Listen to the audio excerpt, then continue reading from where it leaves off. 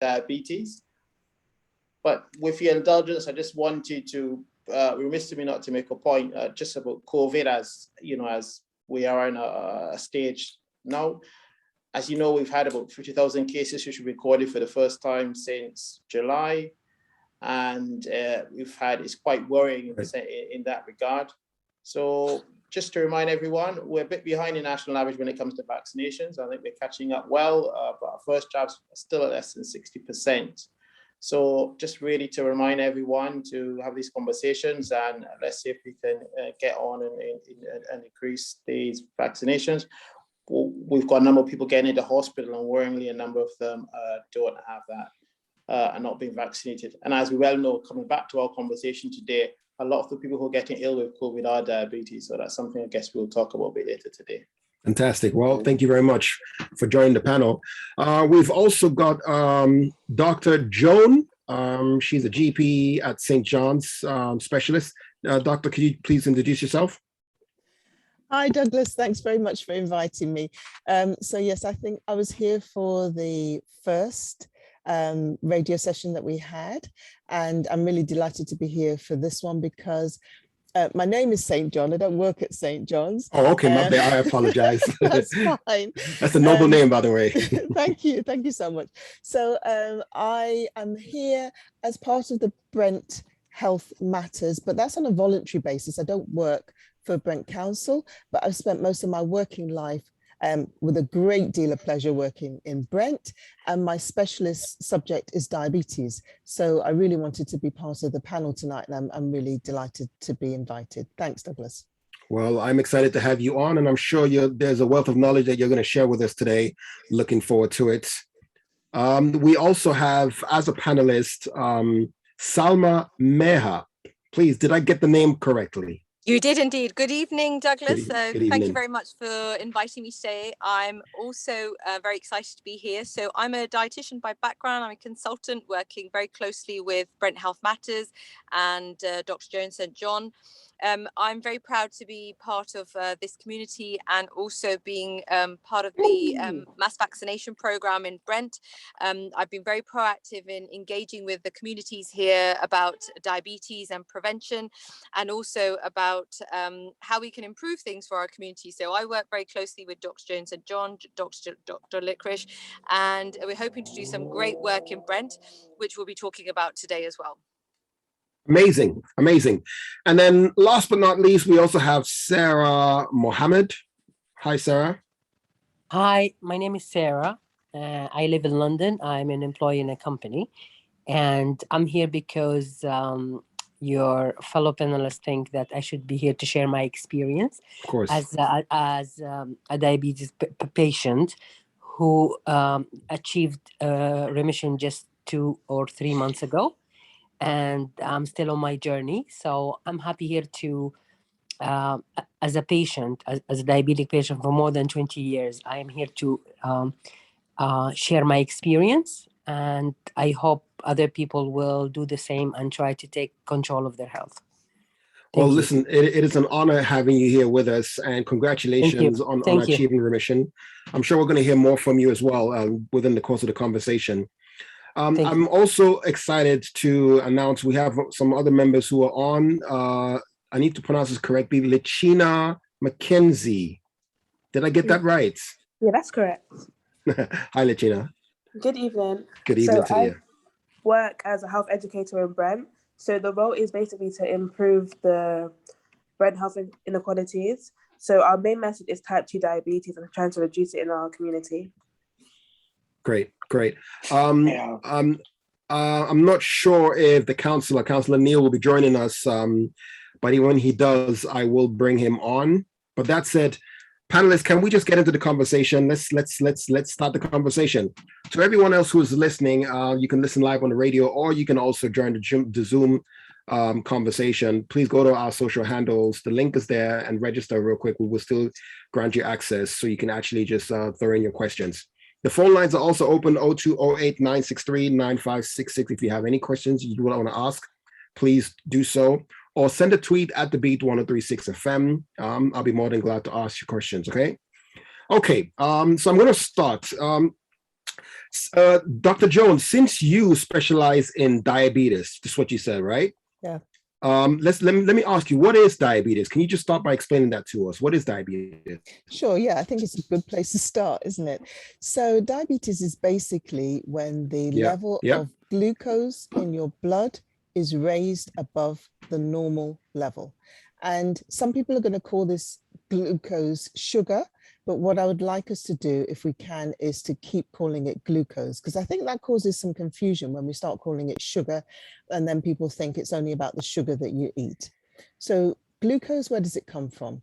If you eat starchy foods in particular, so if you eat yam, if you eat plantain, if you eat green banana, bread, potatoes, pasta, rice, all of those starchy types of foods, when it gets into your body, in your stomach, it's broken down into glucose molecules. The glucose goes into your bloodstream. Now, if everything's working as it should do, that glucose then goes into your organs or your cells to provide energy. But if things aren't working as they should do, that glucose stays in your blood. So you have an extra bit of glucose in your blood, and your body's not made to function with that excess of glucose in your blood. And that's basically what we're calling diabetes. Right. Different stages. So there's a normal level. There's a level where you can see you're at risk of developing type 2 diabetes usually. And then there's a high level when you have diabetes, whether that's going to be type 1 or type 2. So, you know, I've heard about types, right? But when, for a layman like myself, when we hear about that, it usually confuses us. Could you just elaborate a bit more the difference between type 1 and type 2? Sure. So as I've explained, eating the starchy foods broken down in your body into the glucose molecules, the glucose goes into your bloodstream. Now we've got amazing bodies, and there is an organ called the pancreas in our body, which produces a hormone called insulin. I think a lot of people would have heard of that.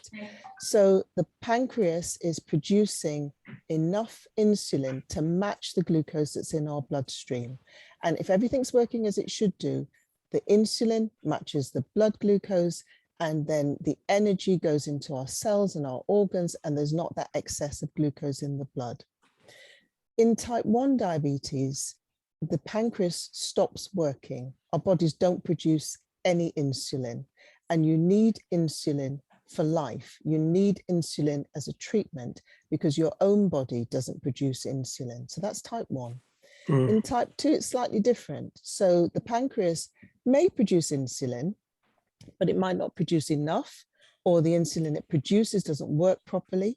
So the glucose isn't taken out of the bloodstream. It still stays there in excess, but it's different to type 1. You've still got some insulin on board, but it's either not working properly or there isn't sufficient amount. So there's a difference. Insulin can be a treatment for type 2 diabetes, but you can just as well treat it with diet. You can treat it with exercise. You can treat it with medication. So you've got different options for treating it. So difference in the process of how it develops, and difference in the treatments slightly that you would have for the two different types. Interesting. I'd like to bring in Dr. John Licorish. He's the Deputy Director of Public Health at Brent Council. Doc, so according to research and statistics, right, it says that the Black, Asian, and minority ethnic population are more likely to develop diabetes. I thought maybe you can elaborate a bit more as to why that is so. Yes, that's true. In fact, in Brent, I think 70% of all our deaths were attributed to diabetes. We have the highest level of prevalence of diabetes in the country. The risk, depending on age, is higher in most Black and minority ethnic groups, from 2 to 4 times higher. The reasons for that are multifactorial. Some is related to the fact that some of it is genetic element. A lot of it is also related to the fact that it's about the diet that we eat, going on from the point that Dr. Joan was making. about the amount of activity we have, the fact that we're far more sedentary now than we used to be. Before, when people were a lot more active or moving around a lot more. And our diets now are, we like a lot of food that tends to be high in calories, as Dr. Joan was saying, in starches and large numbers of it, and less in vegetables. So it's a combination of the fact of the issues in the environment and our diet, and that's shared by a number of us in our ethnic minority communities. The type 2 diabetes, which more often occurs, used to be called maturity onset, but actually quite worryingly we're getting it in lots of younger children, and that's largely related to the fact now that we've got these dietary issues, and we have the large, which I'm sure Sam will speak to a bit later. Yeah, that's a big issue in terms of our diet that we eat is totally changed in the amount that we move and exercise. And as those are things become modified, the risks we have genetically we can't, but the other things we can't modify. That's interesting. Please, before I move on, I want to just quickly, first of all, thank everyone who has joined the Zoom link. A few house rules, if you don't mind. Could you please mute yourself? And if you have any questions, kindly raise your hands, and I will bring you forward to ask the questions. But kind of mute yourself so that there won't be any interference when any of the panelists is speaking or when anyone is speaking, so we can all understand ourselves. Thank you very much. Okay, so Dr. Licorish was talking about obviously a lot of inactivity in our diet, which is probably contributing to the high rate of diabetes in our community. Let me bring in Salma Mehar, who's a consultant and a dietitian as well. Salma, now obviously as a dietitian, I'm sure you have a few tips on how we can like, oops, there's a little interference there. Sorry about that. Salma, can you hear me? I can hear you, Greg. Right. Douglas, please go ahead. Yep. Yes. So I just wanted to ask you, from a nutritionist point of view, how do you see us managing COVID? What am I saying? COVID, diabetes. I beg your pardon there. Okay, so let's start off with simple terms. What food group impacts people living with diabetes the most? And as Joan mentioned, it is the word glucose, and we need to really educate people where this glucose is coming from. So if we start by just speaking about the type of foods, which is known as carbohydrates, it's broken down into two different categories. It's a starchy carbohydrate and the sugary carbohydrate. Historically, most people who are living with diabetes have always talked about or known the sugar. So sugar that comes from the cakes, the biscuits, the pastries, the rum cake, or things like, condensed milk. And we often neglect simple things like potato, pasta, rice, cassava, yam, plantain, and really need to understand where this glucose in the bloodstream is coming from. So when we talk about diet, we really need to understand people's culture, what they're eating, how they're eating, how much they're eating. And we've been very fortunate that we've done a lot of work around cultural diets. So we've got a great book, which is called the World Food Book. And I'm very proud to say that I'm one of the co-authors with Dr. Joan St John. We've worked really hard working with the community, understanding what people eat. And in this book, we've got a section dedicated to the Caribbean diet and the African diet, where we've showcased some of the commonly eaten carbohydrates. So I'm going to give you an example. Is that we've shown people the different portions of how much glucose is in a portion of a small portion of plantain, a medium portion of plantain, and a large portion of plantain, so that they understand why the glucose is going high when they eat these foods, and then they make informed choices of how to reduce their portion. But we've also brought in meals, such as rice and peas. We've shown how eating a large plate of rice and peas can increase your blood glucose. So in the book, if you really want to know about carbohydrates and blood glucose, it very clearly shows you. So each blood glucose molecule represents 5 grams of carbohydrates.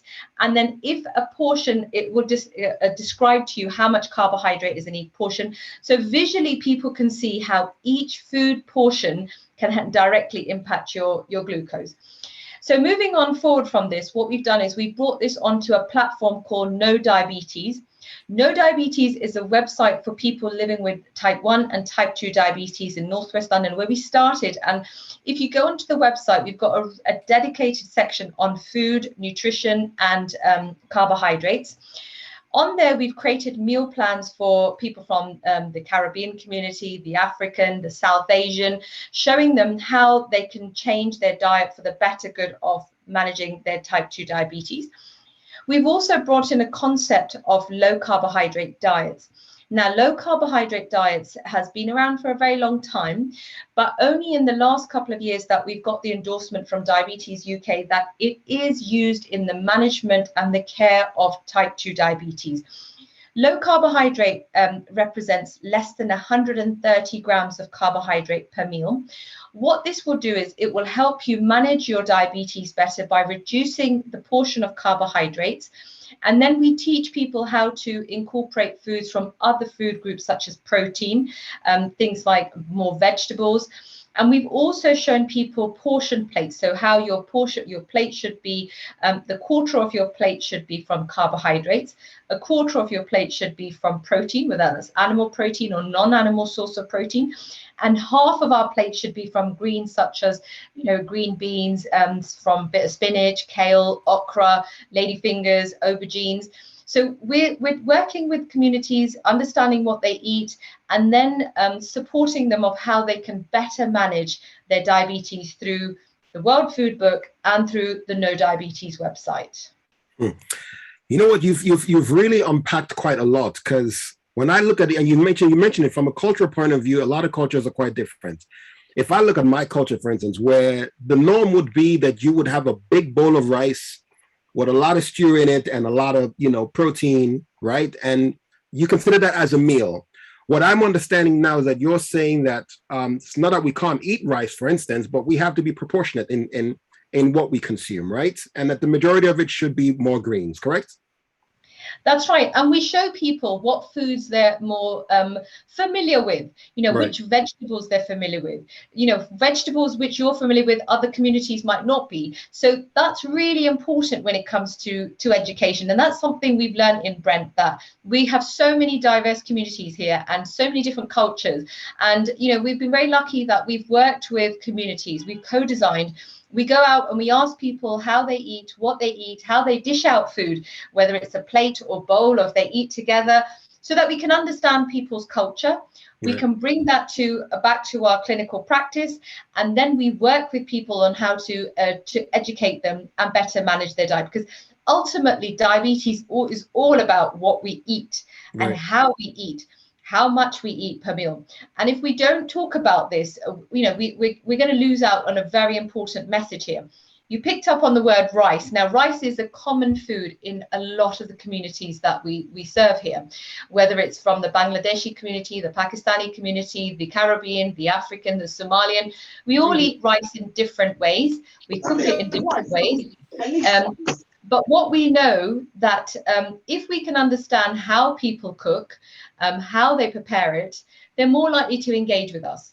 So if you're eating rice and peas every day, we will show you how much carbohydrate is in your bowl of rice and peas by showing you the glucose molecules, so that you can see for yourself what happens when you eat that large bowl of rice. But when you reduce your rice to a smaller portion and increase your portion of greens, vegetables, salad, coleslaw, if you're adding more protein from beans, lentils, chickpeas, butter beans, or if you're having things like more chicken, fish, eggs, stews, if you're making, different types of vegetable stews, that will have less of an impact on your blood glucose. And the World Food Book clearly shows you all these icons. And then that is what helps people understand. And when the penny drops, they then have self-management and better management of their type 2 diabetes. Amazing. I want to bring in Sarah Mohammed, who is actually a diabetes patient who's actually achieved remission. I'd like her to weigh in on it. She had raised her hands. Sarah, do you want to add anything to this conversation real quick? Yeah, I want to add something very important. Please. As a patient, I used to say that I am I have diabetes, and I have hypertension, which is high blood pressure, and I have other problems. And then I would say, I am overweight. Actually, I was morbidly obese if you calculate my BMI. Okay, but the fact is, after I started dieting and after I start losing weight and I see how I decrease my medication one by one, okay? And my insulin, everything is actually, it's gone now. I would paraphrase all of this and say, no, I am morbidly obese. That's why I got hypertension, diabetes, and the other problems that came as complication from diabetes. Okay. And this is a kind of taboo for us diabetes patients, because we don't talk about the weight. We think the weight is something relevant or non-relevant to our condition. It is mainly the reason of our condition. And it's very hard sometimes to realize that, especially if you live with obesity and diabetes for a long time. For me, my case, I was obese since childhood. So with time, you think that you're comfortable with your own skin, but it's not. This is not the case. The case is that you have to watch what you eat. When I took control of my life and I start to watch what I eat, okay, I realized how much I was eating too much carbs. And as a diabetic person, I have to say that I don't know if it's genetic. I don't know why do I have it. Other people might. This is one of the taboos we always don't talk about, or we think about it and we don't say it out loud to our dietitian or to our GPs, is that, oh, there's people who eat more than me and they never got diabetes. Okay, it's in your case, you're sensitive to carb. You have to watch what you eat. The moment I start to control and watch what I eat, everything went into the right track right away. And just to let you know one thing, my diabetes reading, my glucose level wasn't that bad. It was the worst, 69, which is not very bad. It's bad, but it's not very bad. And I got some complication in my eyes from the diabetes, okay? And thank goodness it didn't develop to something bad yet. But if you live with diabetes for a long time, it will affect you. It will affect your health. It will affect your eyes. Even my energy, the fatigue, the fatigue from the medication, from the insulin. You know, the moment I stopped taking insulin, I'm not saying to people to stop taking insulin. Of course, it's under your doctor's supervision, but it's a different, a new life and a new freedom without medication. Sorry if I took so long. No, it's fine. It's fine, Sarah. It's fine. I mean, Thank you. That's very valuable. Please stay with us. I want to take a quick commercial break.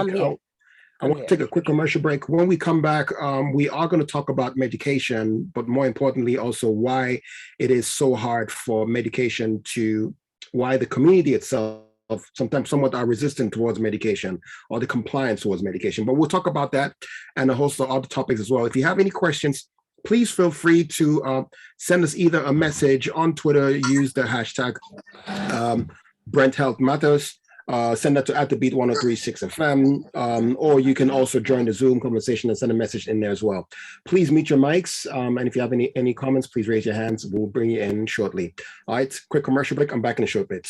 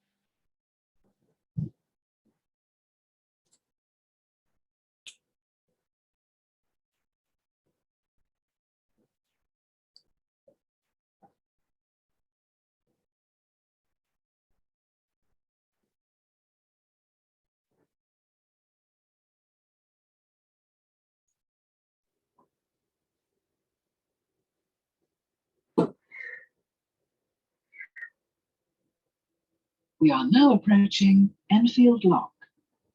Please mind the gap between the train and the platform edge.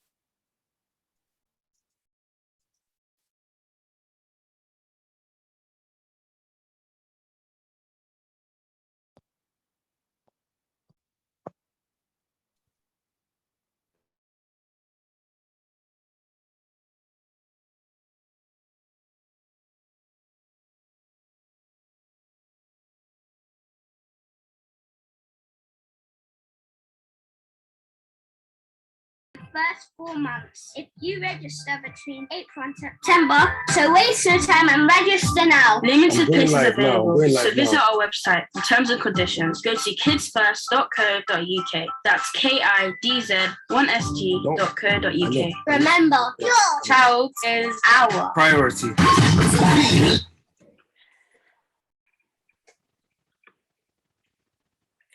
Okay, we're back to the third edition of Brent Health Matters, right, in conjunction with the Beat 103.6 FM and the Brent Council. We are discussing diabetes and how we can manage it in our society. I am honored to have as my panelists Dr. John Licorish, Dr. Joan, Salma Mehar, and Sarah Mohammed. And of course, we have Litchina, McKenzie as well. Plus, we have some others who have joined the conversation as well. I would urge you to please, if you have any questions, raise your hands and I will bring you forward to ask your questions.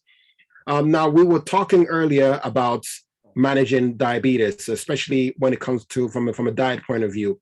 But I want to go into the fact, based on statistics, the fact that the population, the Black, Asian, and minority ethnic group population, community rather, I would say, is quite resistant, should I say, to taking, medication for diabetes. I'm not sure if it's due to cultural beliefs or because they prefer, herbal remedies.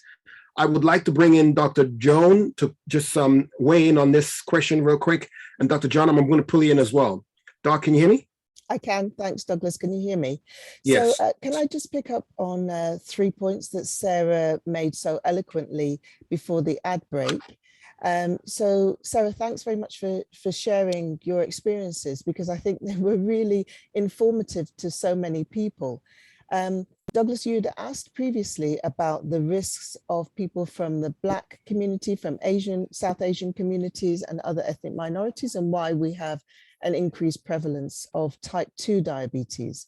Right. Well, weight is very much tied into that. It now seems that there seems to be emerging evidence that for particular races, there is a critical weight.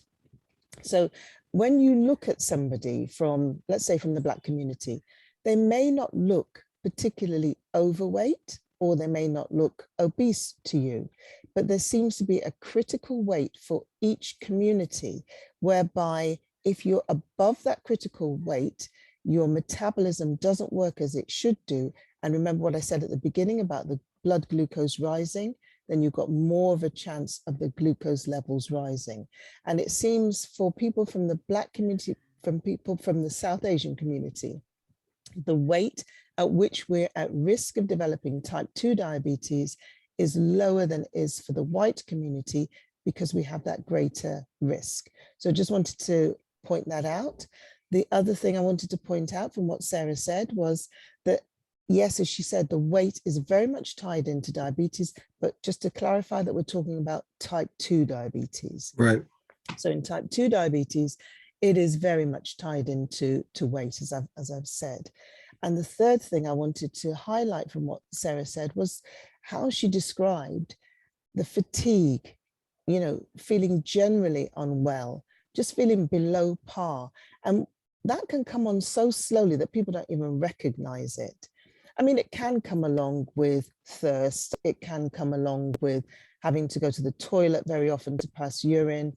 It can come along with things like wounds that don't heal very easily. So you can get all of those symptoms as well, but sometimes it's just that feeling of feeling tired and exhausted. And the other thing that Sarah said was about the complications. Why is diabetes important? Because a lot of the complications that you get with diabetes are avoidable. They are preventable if things are kept under control.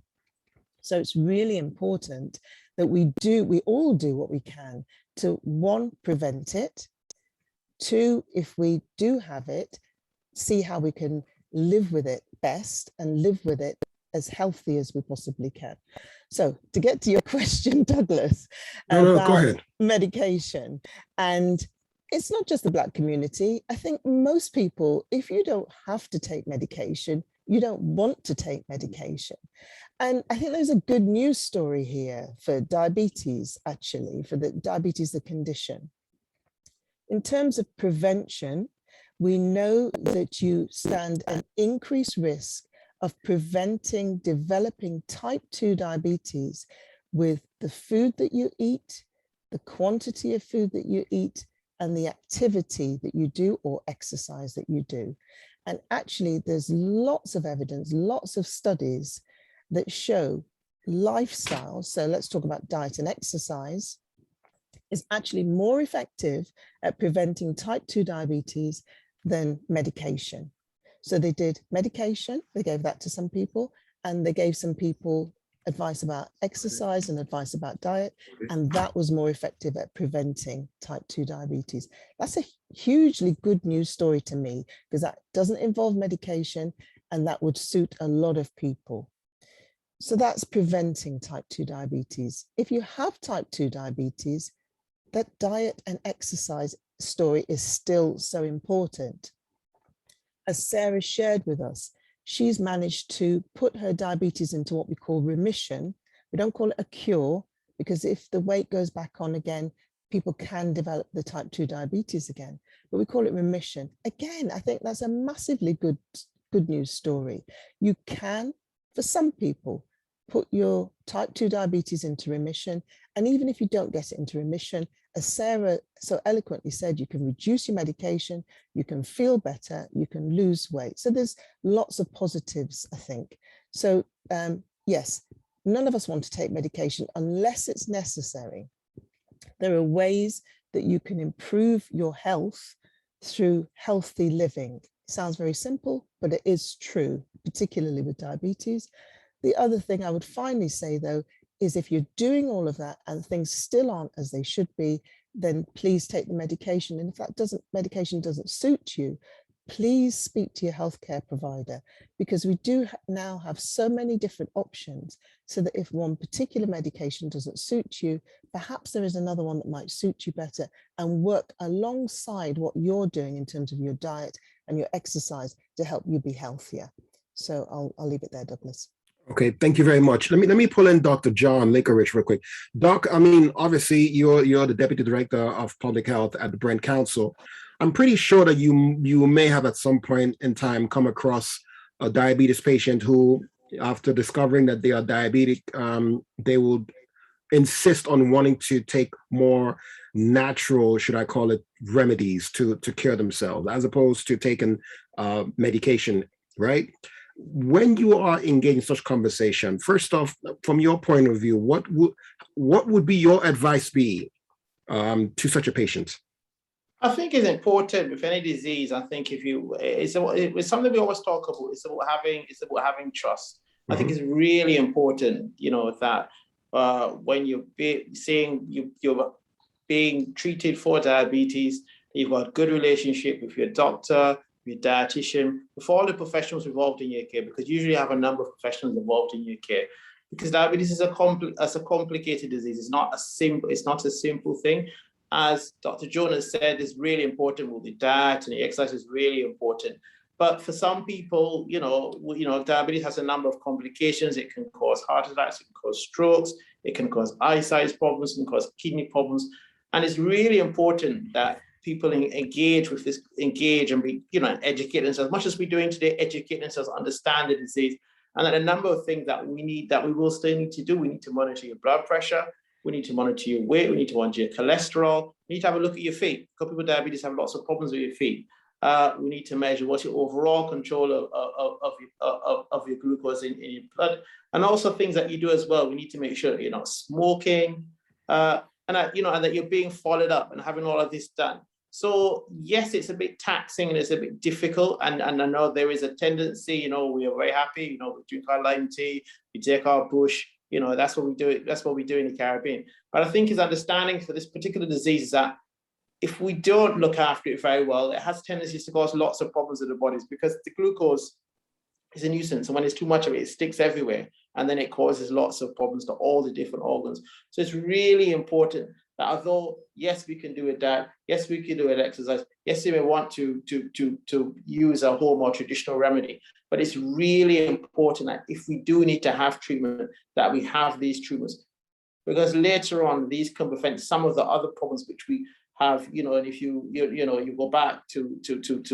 when there was lots of horror stories about diabetes, when people didn't, you know, wasn't looked after as well. But I think it's really important that even if your diet and your exercise are not quite doing it for you, and you need to have medication, you understand, and you have long conversations with your health professional, so you're comfortable, you understand the medicines you're treating and why you're taking it, and why it's really important to take it all the time, so that you can reduce your chance of getting all of these other problems, which can occur, which not necessarily will occur, but can occur. I think earlier Sarah spoke to it quite eloquently as to understanding that, and I think you have to kind of understand our disease. And as I said to you, it's just really important to have a relationship with your health professional, with your health. You know, we've got Brent Health Matters, we've got health educators. There are lots of places where you can get information. You know, you can get information from different people. And I think it's really important we understand, the community understands this disease, because this is a disease that's very prevalent in our community. So I think we need to engage with it and understand it, and understand what we can do, what we can't do, what can help us along. Amazing. Salma, I want to bring Salma in real quick. Salma, are you there? I'm here. Yeah. Oh, amazing. So you know, just when you look at the statistics, right? A lot of people find it quite difficult, I would say, to actually, you know, kind of control their blood sugar, even though they're trying so hard, right? Like, they would try to abide by the rules. They would, you know, try to live within certain confinements, but they still find it very hard. From a dietitian's point of view, could you explain why that is the case? And Dr. John, I'm going to bring you in as well on this question, yeah? I can only speak from experiences of working with people from ethnic minority communities, or just generally in my clinic. We find that people often struggle to stick to diets or stick to weight loss advice, stick to weight loss programs. They know what they should be doing. They know that this is really beneficial for them. It can be a struggle. One of the reasons we find is often lack of support. People don't get the support that they need. So as simple as it might sound, we know that the programs that are successful, so for example, the direct study, or locally we have the rewind study, the success behind it is the support that people get on a regular basis. Now, we know that we are very stretched in primary care. People often need, diabetes is a condition which changes from day to day. If we look at the difference between type 1 diabetes support and type 2 diabetes support, it's very, very, very different. People living with type 1 diabetes have far more support from their healthcare professionals than people with type 2 diabetes on a one-to-one basis. So what we've realized over the years that people living with diabetes need more support. They need to know where to go for support. Often people don't know where to go, where to be signposted. There could be language barriers, there could be literacy barriers. There are lots of multifactorial reasons why people don't adhere to the advice that the GP or the dietitian or the nurse has given them, because they might not even understood the message that we're giving to them. So we have simplified things, we have worked with communities, we have gone into particular areas of Brent where there are commonly spoken languages. We've worked with communities where we are going into the communities and working with them. So this is called very much a tailored approach. Over the years, we are tailoring our approach to communities. Now, in order for anything to be successful, whether it's medication or whether it's diet or whether it's a weight loss program, people need to be heard. You need to listen to what the individual's concerns are. You need to offer the support that they need, whether it's virtual, whether it's face-to-face, or whether it's telephone, because not everybody will have access to Zoom. That's something that we've learned over during COVID. And also you need to be able to offer them some sort of culturally relevant advice.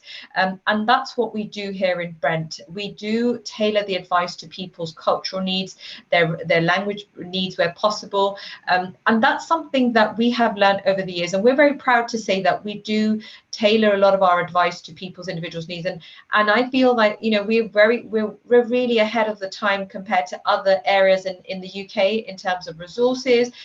People come to us for how do we deliver education, how do we connect with communities, because we've listened to our community, we've heard them, we've gone out there, we've developed, we work with them. There's still a lot of work to be done in Brent, but I think, you know, we've learned from COVID that the more you work cohesively with the community, like coming on the radio or going onto social media channels, you're going to get a much better engagement. Dr. Joan, okay, I have a hand that just came up, but let me get Dr. Joan in first, and then I'm gonna hand over to B Pin, who is raising his hand. But Doc, go ahead. You want to chime in? Yeah, so I would add to what Salma said, because I agree with all that Salma has said, that maybe to go more fundamental than that, I think there's a lot of stigma around conditions. We can use diabetes as an example, but if people are living with certain conditions, they don't necessarily want to let, sometimes it's family members know, certainly it's friends or people in the community. And I think as long as there is some stigma and embarrassment around living with a condition, it keeps it in, you know, sort of hidden. Yeah. And then it makes it harder to manage it. Because as Salma was saying about support, if you don't have the support of your friends and the family, if you're going to a celebration, you're going to a wedding or some other, a party, and you know, there's going to be food there. Of course, food is fantastic. And, you know, if everybody doesn't know that you're living with this condition, they're going to say, have a bit of this. Why aren't you having more of that? Why aren't you having more rice? Let's say, for example. Now, you are then going to be battling that internally whilst trying to live healthier with your condition. Right. So fundamentally, I think one of the things that we have to do, and I think that's one of the things that we're doing here tonight, get it out in the open. Let's be more open about the condition, because actually there's so many good news stories that we can have around this condition. So let's not have any stigma associated with it. Let's be able to talk about it with our friends, family, and our community as well. So I'll keep it brief because you've got some hands coming up. That's right. Thank you very much. Okay, Sarah, I see your hand, but let me get in Bipin Datani, who had their hands raised earlier. Can you hear me? Hi, Bipin. Okay, I'm going to come back to you. Yes, I can. Can you hear me? Yes, I can now. Fantastic. Hello? I think we lost you again, Bipin. Okay, Sarah, I will come back to Bipin shortly when he gets back on. I think Bipin, I think you're having a network problem. Sarah, do you want to go ahead? Yeah, yes, I want to just add to what the doctor said about, right. Especially if you come from communities where everything is based around food, all the activities, all the fun is around food. But this is where culturally I am from, and I'm not saying anything is easy. Everything. Hello, can you hear me? Yeah, Bipin, can you just give me a second? I'm going to bring you on shortly. Yeah, just one second. Sarah, apologies for that. It's a very hard job. I'm not saying it's easy, but once you start your journey and once you see the benefits you get from controlling what you eat on your body and on your health and your lifestyle, I think planning is the key. For instance, if I have a wedding at the end of the week, I will go and enjoy myself. Of course, I'm not going to go crazy, because you learn with time, and by changing your lifestyle, even your capacity to eat as much as you used to eat before is not the same. But planning is the key thing. It's like, I know that over the weekend I have a wedding, so I'll be good the whole day. I'll try not to eat as much the whole day, so I know that I'm gonna have a big meal with my family on that day. So of course you're gonna control everything you eat, even on these occasions. But planning is something very, very, very important that that will help you just to manage it. It's not something easy. I'm not saying it's easy. Changing your lifestyle and changing the way you think about food is not easy. But if you really believe that this key thing, the food, will change everything, then you can start work on it.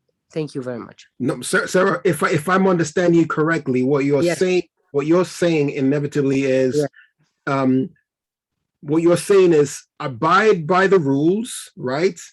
Yeah. But you can have a cheat day, pretty much, right? Is that what you're saying? It is. I'll tell you what. Let me tell you something from my own experience. When I used to have the first 3 months of my diet, Right. which I started in 2020 during the lockdown. Right. When I started a cheat day, I used to eat a lot. Okay, I used to go back to my habits. Right. But with time and with the things I see, how food can be bad for diabetes, for my blood sugar.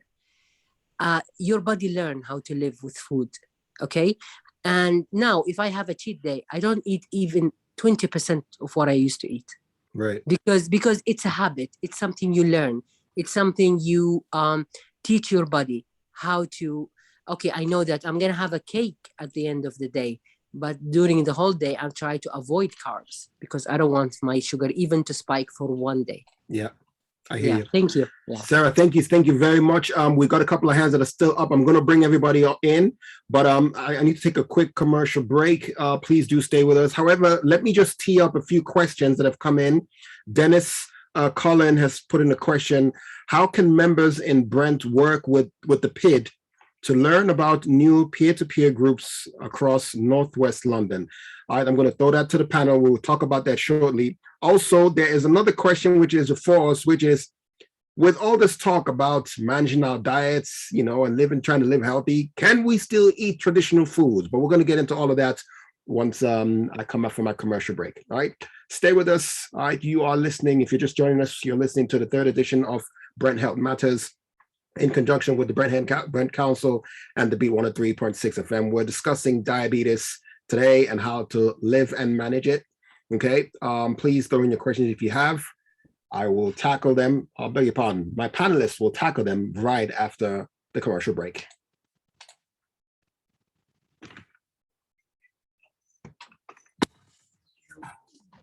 News headlines.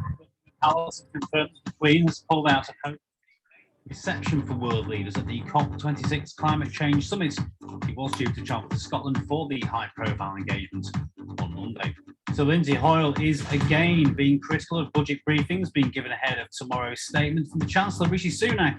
The Commons Speaker says the ministerial code states important announcements of government policy should be made first to Parliament when it's in session. If the government continues to treat this House in a discourteous manner, I will do everything in my power to ensure ministers are called here at the earliest opportunity to explain themselves. Dennis Colin is asking.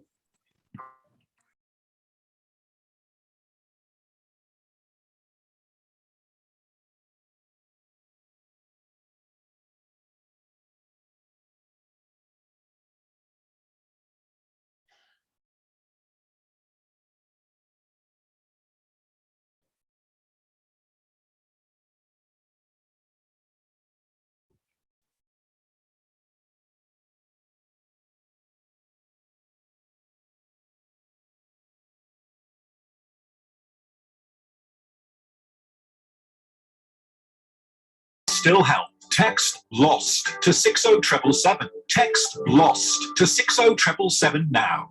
Regulated by the FCA. 103.6 FM. London 103.6 FM is on the hunt for the next generation of DJs and radio presenters. Music knowledge and personality is a must, as well as being able to show your presenting and mixing skills with London's most exciting and growing radio station. So if you think you can present a weekday or weekend radio show, or if you are a specialist music DJ and love what the Beat London is doing and feel you can add to our current lineup, then email your CV and links to your demo shows and mixes to info@thebeat1036.com. That's info@thebeat1036.com. Previous applicants need not apply. Yo, DJ Cassie! This is DJ Cassie and I host the Urban Music Show every Tuesday from 11 p.m. to midnight. I'll be playing some of the hottest rap, grime and R&B music from Christian artists around the globe. So join me on the Urban Music Show every Tuesday, 11 p.m. to midnight. I step in like this, they already know it's special. You're listening to The Beat London 103.6 FM. Okay, we're back again. If you're just joining us, this is the 3rd edition of Brent Health Matters we have been discussing diabetes. An amazing panelists are with me, sharing so much knowledge, and there are some amazing questions that have come in that I really want to jump into. I don't want to waste too much time.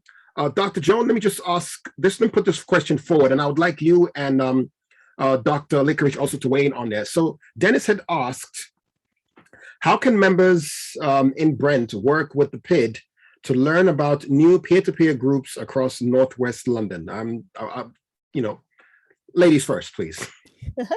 Well, Douglas, I'm going to pass that to Dr. John Licorish, because he's Deputy Director of Public Health in Brent, and I'm here on a sort of voluntary basis. So I'm going to pass that over to Dr. John Licorish. But if you wouldn't mind coming back to me, there was a couple of points I wanted to make no worries. on what Sarah has said. Thank you. Sure thing. Doc? Yeah, thanks for that. The partners in diabetes, I think Salma is the best place to speak to that, but they've been doing a lot of interesting work working with the community, with their local expertise. There's been a lot of transformations taking place in diabetes over the time. I think Salma was alluding to that. I think the diabetes is in a much better, and although we're talking about the numbers, diabetes is in a much better and a much different place. And that's partly because of money is always good for many things. That's partly because of the work that the No Diabetes team have done. Again, some of the work that's been done through the partners in diabetes. So I think we're understanding the point as a theme here is about, it's the understanding the communities, but working with the community. I guess the previous model was we were doctors, we were nurses, nutritionists, you do this, take that, go away, do that. Obviously that model, didn't work because we're different people. As Sarah was alluding to, food is an integral part of all of our, all of our cultures. Food, yeah. Food, I love the food revolves around our cultures. So if we're going to engage the community, as I said, it's something that's so in Northwest London, it's quite a bit of work in terms of the Rewind program, which is about the remission program and all of these things. These programs, instead of just being done medically, they're all been involving using approaches where we're working closely with community members, with volunteers, with Diabetes UK. And as I said, now we have our local health educators who are sat down there right on the ground working. So it's been using this approach where we are trying to engage with the community at various levels, because that's how we can get real lasting change, as opposed to what we were doing before. And as Sam was saying, I think in Northwest London, we're in a pretty good place in terms of what we're doing. Some of the work we're doing here is very innovative. And I think we are definitely trying to listen to the community and work as much as possible with different initiatives. All about integration. Dennis, you got your hands up. Do you want to still chime in? And I know I've already read out your question, but if you have a few things you want to add, please. Thanks, Douglas. I don't know if you can hear me okay, but there are 3 members of the Partners in Diabetes volunteers on this call this evening. So, I think that shows a level of integration and engagement. And we're all here because we know Salma quite well. We know Dr. St John. I know Dr. John Licorish. But the reason we raised the question, Douglas, is that it is critical that we have patients at the center of any program of change or dealing with this, because I'm a person living with diabetes, have been for 11 years. I was a person diagnosed with heart failure in 2010 and given 24 hours to live. But my example, my story is that everybody in living with diabetes needs to have their own support system, their network, their tribe, their community around them, and they should not shy away from asking the uncomfortable questions about, are you living with diabetes? And if so, let's not put that plate of food directly in front of you, or let's not make it difficult. Let's support dad, let's support mum, let's support gran by making sure we're taking care of asking those questions up front as a community. And that would be my observation, because I have a great family network who don't put me in that position after so many years. But it's something that I don't think in our communities we address face on. Right. Salma, would you have anything to say from your time in the Mass Facts? I would agree with everything you're saying in terms of support from the community, support from family members, support from one another. We've changed the way we work. We changed the way we communicate with the communities. It's very much about listening to their needs. Just to add to the comment about PID members, so Partners in Diabetes is really crucial at the heart of any development. So, for example, the World Food Book, which we started our journey, myself and Joan started the journey about 10 years ago, and every stage we've included people's opinions, their experience, their sort of their input. I just want to add, if you do want to get more involved with the Partners in Diabetes across Northwest London, this is a great way to engage to a wider audience. We are always looking for people who would come and support the Partners in Diabetes group, particularly from more of our diverse communities. So we are always asking people to join where they can share their positive stories, their experience, and how they can go back to their communities and support their communities. The second thing is that we are in the process of setting up a Facebook page for No Diabetes, which is going to be a real game changer for us in terms of inviting people to engage with the diabetes community, to also get access to a lot of our resources, because we feel like we develop all these great resources, but it's not widely sort of shared, and it's not accessible to people because they don't know about it. They don't know what to do with these websites when we put them out there. So it's really having that education.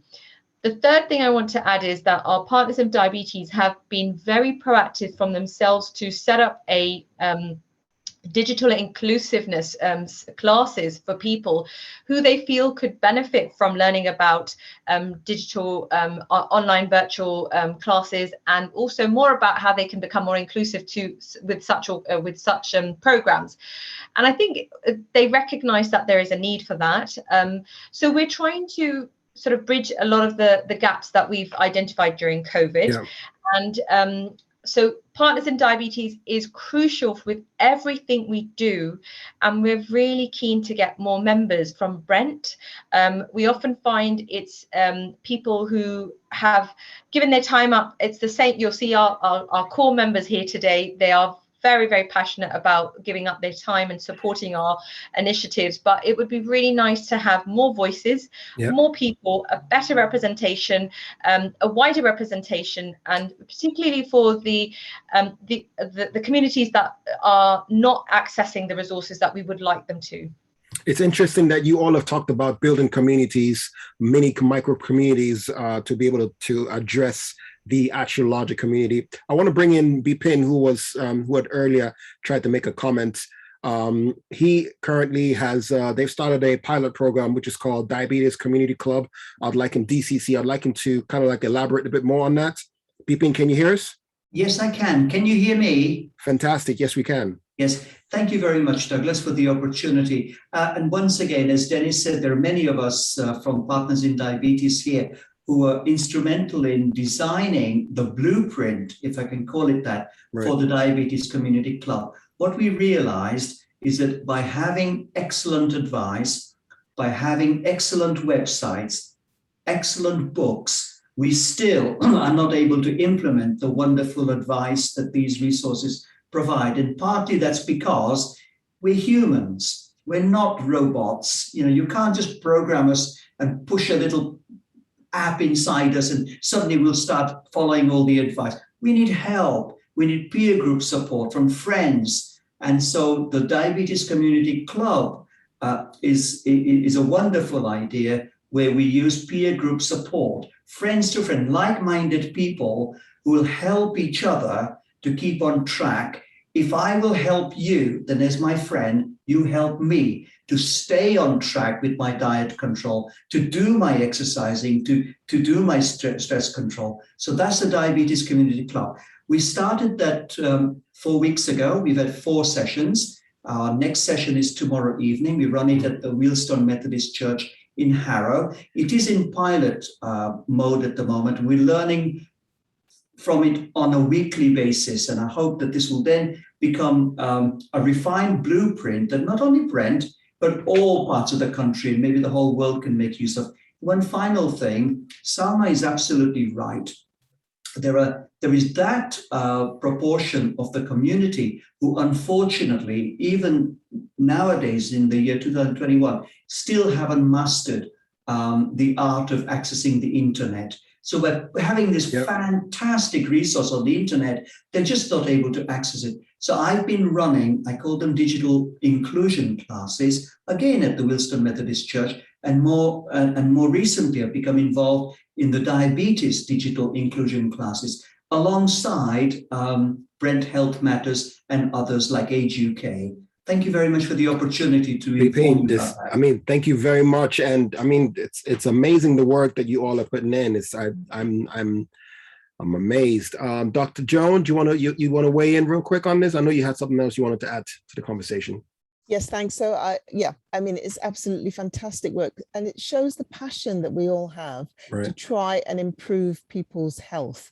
And yes, on the one hand, it's about providing the information, but the motivation, where do you get that motivation? Because as Bipin said, you can have lots of information. As Salma said, you can know what you need to do, what you need to eat, but actually putting that into practice is really difficult. And it's so much about support. It's about, as I said earlier, it's about support either from your friends, from your family, and absolutely from your community as well.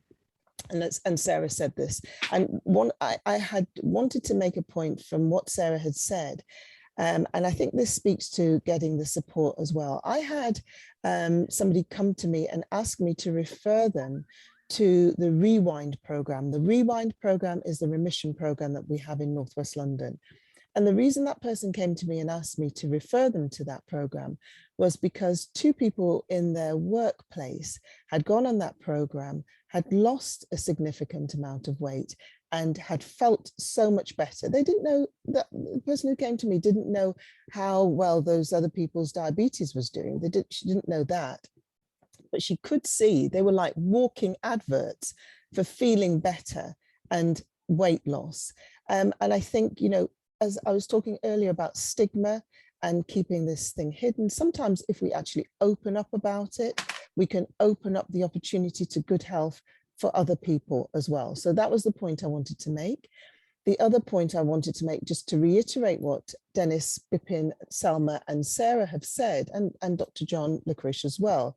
The No Diabetes website is a wonderful platform with a huge wealth of information for anybody who's living in Northwest London or who has a GP that they go to in Northwest London. So it's a huge wealth of information there and very culturally specific, because we know in Northwest London, you've got to be culturally specific. And if I can just plug one thing, I'm doing a series of free talks, free to attend talks. The next one is actually going to be this Thursday. I'm trying to, again, provide information for people who are living with diabetes so that they can be healthier. They and their families can be healthier. So the next one is going to be on Thursday, and it's about recognizing if you're at risk of developing type 2 diabetes, what we sometimes call pre-diabetes, and what you can do about it. And like Salma, we've got a fantastic lady who's a dietitian who's going to give some culturally specific advice about African and Caribbean diets, but generally about foods that you can eat. So I'll put that in the chat so people can see that. You can register at Diabetes Africa, and yeah, look forward to seeing those of you who want to join on Thursday. But just to say, you know, there's lots of information out there and we're all trying to see what we can do to improve health. You know what, I mean, thank you very much, because you've actually pretty much answered the question. I was going to elaborate a bit more about us eating traditional food. Some people would actually feel like, you know, if I cannot eat my traditional food, I'm losing my culture, right? But I think from what you said and from the other input that we've gotten, there's a bit of a balance in terms of how you eat that I think could help us still maintain our culture and stay healthy. Now, just to elaborate a bit more, right? I mean, obviously all the initiatives that, you know, that are taken, all the initiatives that have been put forward to sort of like bring people into the community, to, you know, expose the the conversation of diabetes and how to manage it. What other barriers would you say currently right now exist that need to be tackled? And Dr. Licorish, I'd like you to come in here as well. But what else do you see as a barrier that could help us further bring this message to the community?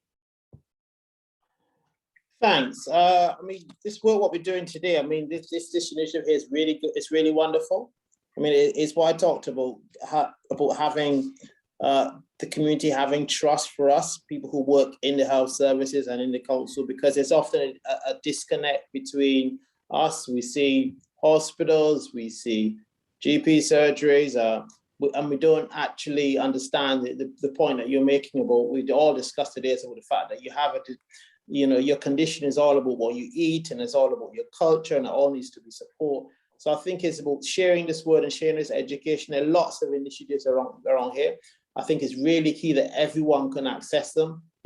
We are guilty of putting lots of things on the internet, but as you said, not everyone can access the internet or has the data to do it. So I think it's all about helping other people. There are lots of these initiatives around here, getting in touch with coordinators, with paid, with whoever it is, but getting in touch with people and spreading that word, because diabetes is very prevalent in our community.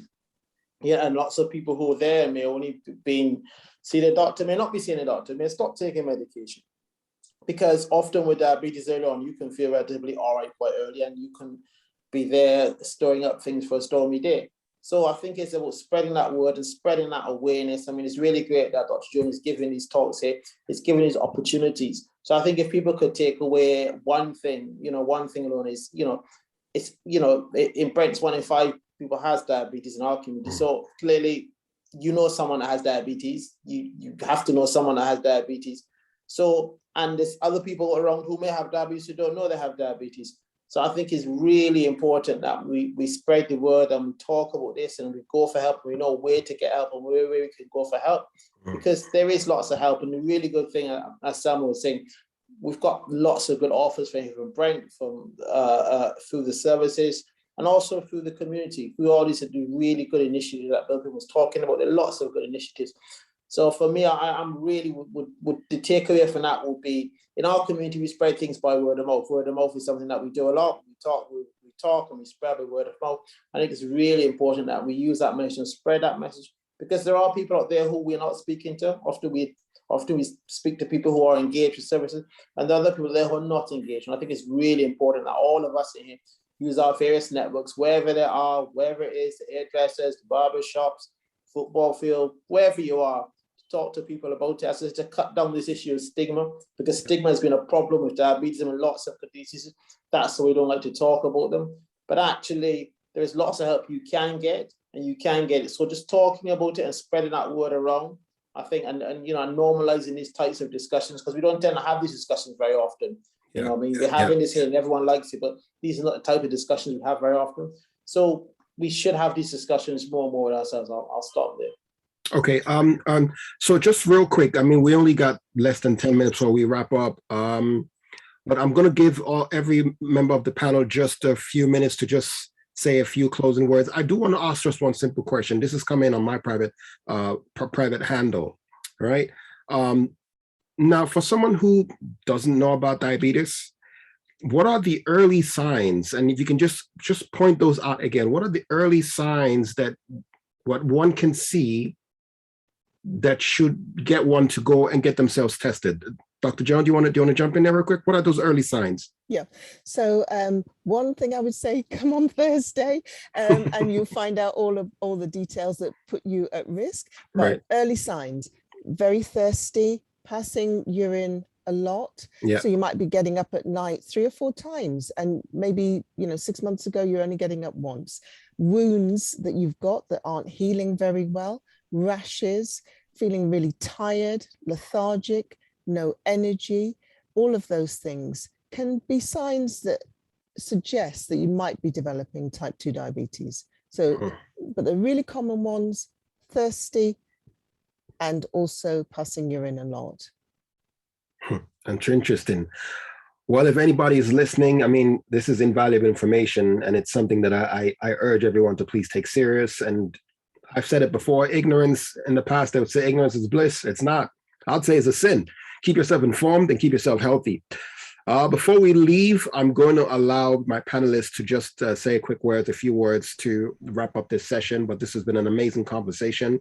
Dr. Joan, since you had just had the last word, I'm gonna let you come last real quick. Dr. Licorish, could you just say a few words quickly?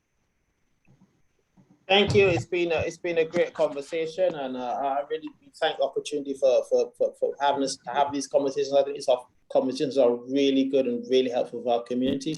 So as I said to you, we should talk more. And as I said to you, I want to take a message with our listeners to go and find out more, educate yourself about diabetes. And we've got lots of information. We've put links in the chat, and there are lots of ways and lots of different people you can talk to, and you can get information. Because if you said it doesn't pertain to me now, well, it may pertain to someone you know, you may be at risk, someone you know may have it. You can guarantee that someone in your life or someone around you will definitely be affected by this disease. So I think, as you said, to educate yourself and use this opportunity, I think is really helpful. So again, and thanks for inviting us. Appreciate that. Salma, do you want to say a few words? Yeah, I just want to say that we've moved a long way from when I first started the management of type 2 diabetes and as a dietitian. We have some excellent resources to support people, and things have really changed in terms of the future of type 2 diabetes. So please do look up the word remission, see if this is something that you would like to achieve, and do look up the programs that are available out there to support you with your diabetes management, because what we used to believe 10 years ago is not the case now. Things are changing, and do reference the World Food Book where you can, because I think it's one of the most amazing resources that we've created for culturally specific diets. And I don't think there's anything like the World Food Book out there, so do reference it. Thank you very much. Sarah, who was so nice to join us on this call. Sarah is a patient living with diabetes. Sarah, do you have any advice you want to leave us with? Well, first of all, I want to thank all these people who works with diabetes patients. When I used to go to the diabetes clinic, I used to see these brochures and stuff, and I think it's something they just put there. Okay. Now, when I see the hard work and how they are inviting people to come and get help, it's really, really nice. What I just want to say that when you control what you eat and you start your journey, it's not easy, but please do try it. It's really a life change. You get your life back. This is how I put it. Okay. Yeah. And it's a continuous thing. I'm not done. I still have 20 kilos to go.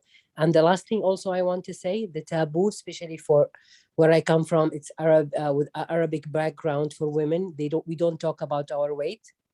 I used to say that I will take my weight number to my grave. Nobody will know it. Now I can say it. Now I can say that I lost 30 kilograms, that I still have 20 more to go. I'm comfortable with it because it's a problem. And once you admit you have a problem, then you can start. You can solve it. Life. Yeah, thank you. That is so powerful. Thank you so much. Really appreciate that.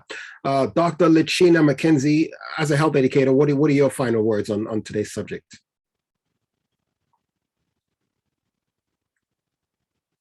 Dr. Litchina? Okay, Dr. Joan, do you want to give me your thoughts? Yes, sure. I think there's a lot of good news around living healthily with type 2 diabetes and also type 1 diabetes. We have much more evidence. We have much more knowledge. So take that knowledge, use it to your best, to get your best health. Invest in your health, invest in your health and the health of your family, because it follows that if you're living more healthily, your family is going to be living more healthily, our communities are going to be living more healthily. Lots of resources. We've talked about digital resources, so the No Diabetes. We've talked about face-to-face, so you've got the peer-to-peer group that's running now in Harrow and Wealdstone, in Wealdstone Methodist Church. We've got online resources, the type of things that I'm doing, the webinars that I'm doing, and then there's this whole community of us working together. It's not about healthcare professionals it's not just about people living with diabetes, it's about us working together. It's about those partnerships and how we can improve health together. Thank you so much for that. Before we close up, there was an interesting comment that just came in. I want to read this out.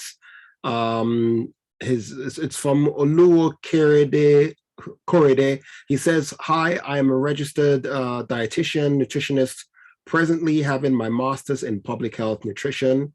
I think this is such a great program, and I would like to be part of the community program as I have a passion in helping people living with diabetes." There you go. I think that there are too many clubs out there that you want to join. There's actually a coffee club that is also on here. I think it was Colin who was mentioning that. But like I said, all this information is available. Please take note of this knowledge. I would say, you know, you can never go wrong if you just seek out information or ask questions. And as the panelists have said, the key thing here is to ensure that we stamp out the stigma and allow people to be free enough to ask these questions and actually share their current condition so that they can get help. Thank you to everyone who has been part of this conversation, Bipin, and to all my panelists. You guys are so amazing. Keep fighting the good fight and doing the good work, the Lord's work, I would say. And I can't wait for the next time when we jump on a panel to discuss, okay? Thank you, Douglas. Thank you. All right, have a good day. That's it for us. You're welcome. That's it for us this month. Join us next month for another exciting conversation. The point is we want to keep our community healthy, and we'll continue to do so, especially from here, the Beat, and from the Brent Council as well. All right. Have yourselves a lovely day. Stay with the Beat as always, and good night.